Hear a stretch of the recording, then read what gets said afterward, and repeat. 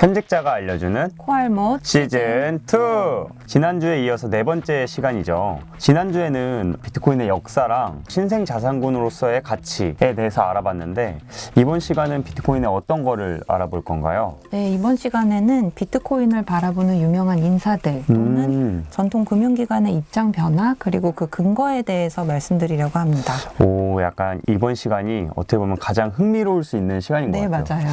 네. 이게 비트코인을 바라보는 유명 인사들 있잖아요. 네. 뭔가 사람들 뭔가 개미 투자자라고 하죠. 개미 투자자들은 뭐 누가 이런 말 했다더라, 누가 여기 투자했다더라 이런 거 들으면 좀 더 확신이 많이 갔잖아요. 그쵸. 네. 그래서 굉장히 유익할 것 같습니다. 네, 맞습니다. 네. 그래서 먼저 비트코인을 좋게 바라보는 쪽은 어떤 사람 아니면 기관들이 있나요? 먼저 기관부터 말씀드리면 좋게 보는 기관 같은 경우는 뭐 블랙록, 뱅크 오브 아메리카, 골드만삭스 같은 금융기관이 우호적이라고 할 수 있고요. 네. 우호적인 사람들이라면 지난 시간에 잠깐 나왔던 캐시 우드나 일론 머스크, 네. 마이크로 스트래터지의 전 CEO였죠. 마이클 세일러 같은 분들이 해당이 될 것 같습니다. 저 사실 뱅크 오브 아메리카랑 골드만삭스는 신문이나 이런 데서 되게 많이 들어서 친숙했거든요. 네네. 근데 블랙락은 저 작년에 처음 들었어요. 근데 여기가 제일 크다고 하더라고요. 네, 세계 최대 자산운용사고 최근에는 또 비트코인 관련 뭐 현물 신탁 같은 것도 출시를 했기 때문에 굉장히 이런 큰 자산운용사가 진입을 하기 시작했다는 건 굉장히 의미 있는 사건이라고 할 수 있습니다. 완전 호재인 네, 거죠? 맞아요. 네. 그래요?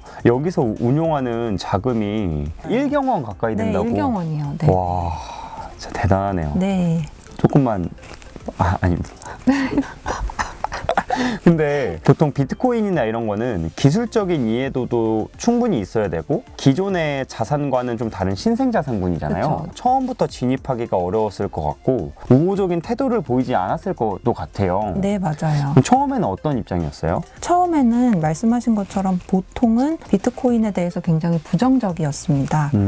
아까 방금 말씀 나왔던 블랙록 같은 경우도 네. 4, 5년 전만 해도 비트코인은 자금 세탁의 어떤 지표다라는 입장을 계속 주장을 했었죠.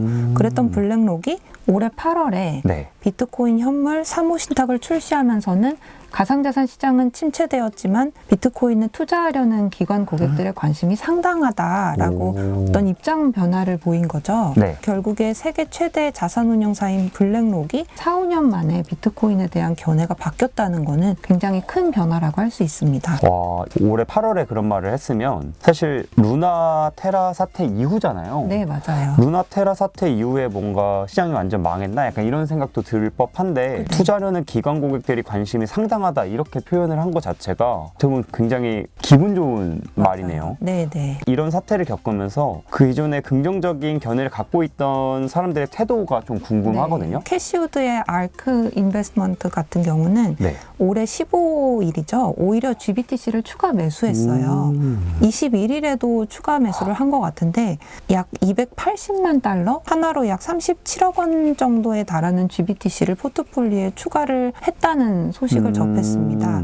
그래서 ARK가 이런 GBTC 추가 매수에 나선 거는 2021년 이후에 처음이라고 하는데요. 그래서 결국에는 현재 시장에 어떤 우려가 되고 있는 FTX 사태에도 불구하고 ARK 인베스트먼트 같이 우호적인 기관들은 여전히 비트코인에 같은 입장을 유지한다는 걸 알 수 있습니다. 이들 기관이나 법인에서는 FTX 사태로 시장이 단기적으로 매도 압력이나 유동성 위기에 처할 수는 있지만 이번 사태를 통해서 오히려 가상자산 시장에서 투명성이 높아질 수 있는 계기가 될 수 있고 블록체인의 잠재력에 대한 확신은 여전하다라는 입장을 고수하고 있는 것 같습니다. 네. 특히 또 GBTC는 이 최근에 디스카운트가 굉장히 많이 되고 네, 있다라고 맞아요. 들었는데 네. 아마 그것도 노린 게 아닌가. 네, 맞습니다. 네.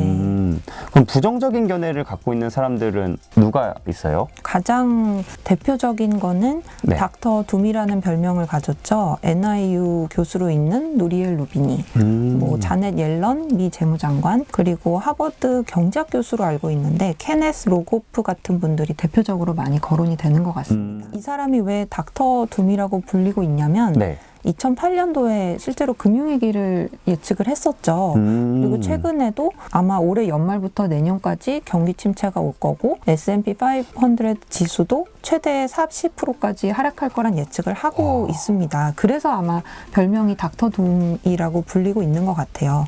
특히 루비니는 비트코인에 대해서 굉장히 비판적인 입장을 자주 피력해 왔는데요. 네. 우리가 첫 시간에 언급했던 결제 수단, 가치 저장 수단, 교환 수단 같은 통화의 세 가지 기능에 대해서 알아봤는데요. 이 세 가지 기능의 비트코인은 부합하지 않는다. 네. 그리고 자산도 아니라고 지적을 하기도 했습니다.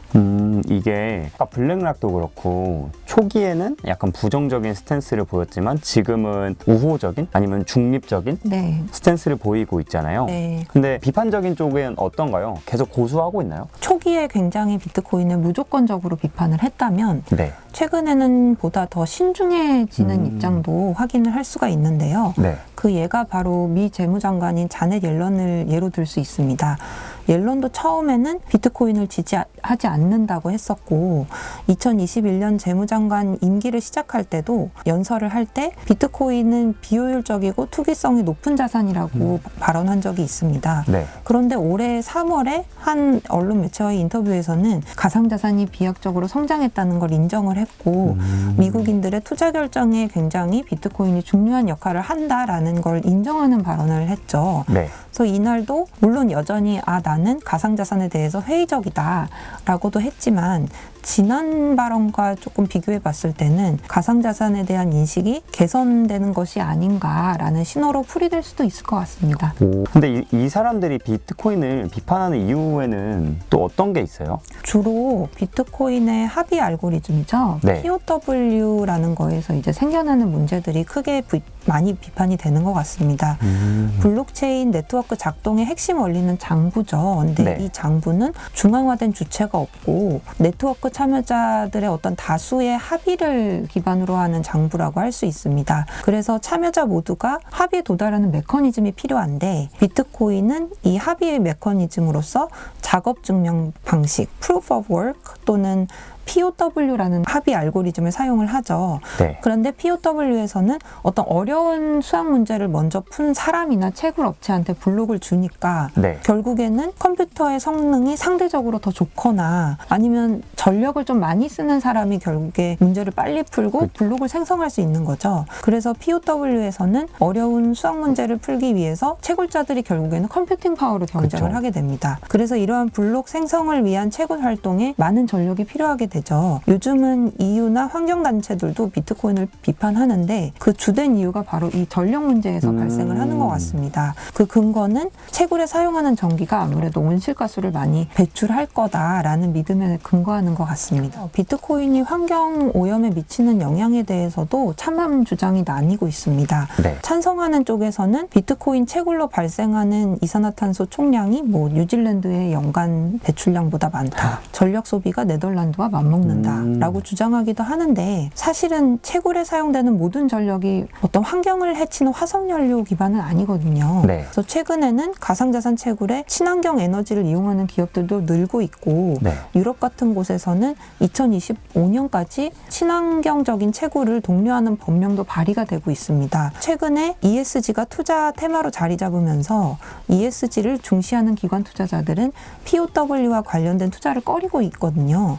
그래서 이를 감안해서 블랙록도 사모펀드 출시를 발표를 할 때 네. 비트코인 채굴할 때 지속 가능한 에너지 사용을 늘리기 위해서 우리도 노력을 하겠다라고 밝혔습니다. 물론 구체적인 어떤 계획 같은 건 아직 나오진 않았지만 비트코인 채굴 과정에서 나오는 환경적 우려를 해소하기 위해서는 기술적인 개발이나 노력이 이루어지고 있기 때문에 앞으로 해결될 가능성이 저도 높다고 생각이 들거든요. 이 외에 POW 기반 합의 알고리즘으로부터 나오는 처리 속도 문제, 네. 채굴 집중도 같은 한계점에 대해서는 나중에 이더리움에 대해서 말씀을 드릴 때 이더리움의 합의 알고리즘은 또 비트코인과 다르잖아요. 네. 그래서 이를 비교해서 같이 설명을 드리도록 하겠습니다.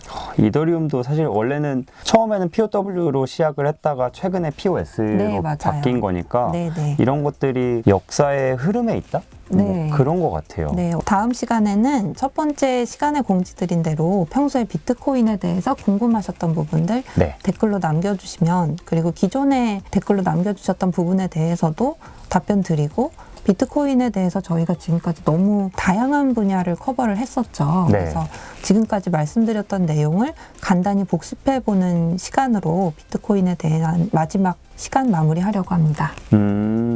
꼭 저희가 다뤘던 부분들이 아니고 기존에 궁금하셨던 부분이나 가지고 있던 생각들에 대해서도 써주셔도 좋을 것 같아요. 네, 맞아요. 네. 그러면 저희는 여기서 마무리하고 다음 네. 시간에 돌아오겠습니다. 네, 구독과 좋아요. 부탁드릴게요. 바이바이. 바이바이.